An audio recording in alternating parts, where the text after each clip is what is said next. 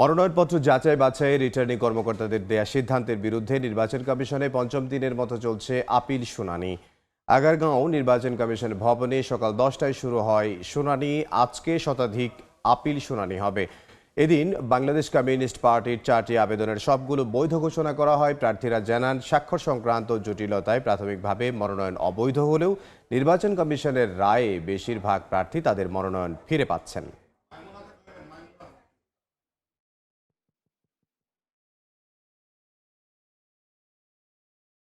যে সকল কারণ বাতিল করে দিয়েছে আমার বিজ্ঞ আইনজীবী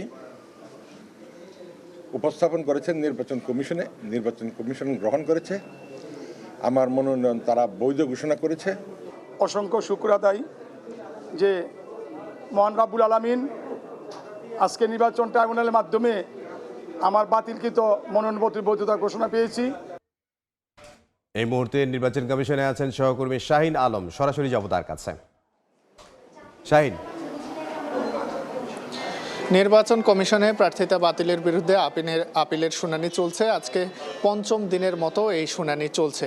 আমরা জানিয়ে রাখি যে আজকে শতাধিক প্রার্থীর এই আপিল শুনানি অনুষ্ঠিত হবে এবং সকাল থেকে অনেক প্রার্থীর এর মধ্যে শুনানি শেষ হয়েছে, তারা বেরিয়ে আসছেন এবং গণমাধ্যমের সঙ্গে কথা বলছেন। প্রার্থীরা যেটি বলছেন যে ভোটারদের যে 1% স্বাক্ষর নিতে হয় মনোনয়নপত্রে, সেই স্বাক্ষরের জটিলতার কারণে রিটার্নিং কর্মকর্তার কাছে তাদের মনোনয়ন পত্রটি অবৈধ হয়েছিল এবং নির্বাচন কমিশনের কাছে তারা পুনরায় আবেদন করেন এবং এখানে এসে সেই শুনানির মাধ্যমে অনেকের মনোনয়নই পুনরায় সেটি বৈধ হচ্ছে। কিন্তু প্রার্থীরা যেটি বলছেন যে এই 1% যে স্বাক্ষর ভোটারদের কাছ থেকে নিতে হয়, এটিকে তারা বলছেন যে এটি ভোটারদের যে গোপনীয়তা সেটি নষ্ট হয় এবং ভোটাররা এতে করে সামাজিকভাবে অনিরাপদ বোধ করেন।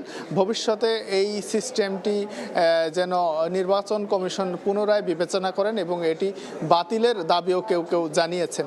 এবং আমরা সকালে দেখেছি যে বাংলাদেশের কমিউনিটি পার্টি, সেই দলের 4টি আবেদন তাদের ছিল এবং 4টির মধ্যে 4টি আবেদনই তাদের বৈধ হয়েছে এবং জাতীয় পার্টির একাংশের আজকের 2টি আবেদন তাদের শুনানি হয়েছে। এর মধ্যে তারা 2টি বৈধতা পেয়েছেন, বাকি 2টিরও শুনানি আজকেই অনুষ্ঠিত হবে। আজকে 5 দিন থেকে এই আপিল শুনানি চলছে এবং আগামী 18ই জানুয়ারি পর্যন্ত এই আপিল শুনানি চলবে এবং সঙ্গে সঙ্গে কিন্তু নির্বাচন কমিশনের পক্ষ থেকে সেই রায়টি দিয়ে দেওয়া হচ্ছে। তো এই ছিল আমার কাছে নির্বাচন কমিশন থেকে আপিল শুনানির সর্বশেষ খবর। রাজধানীর আগারগাঁওয়ে নির্বাচন কমিশন ভবন থেকে সহকর্মী শাহিন আলম।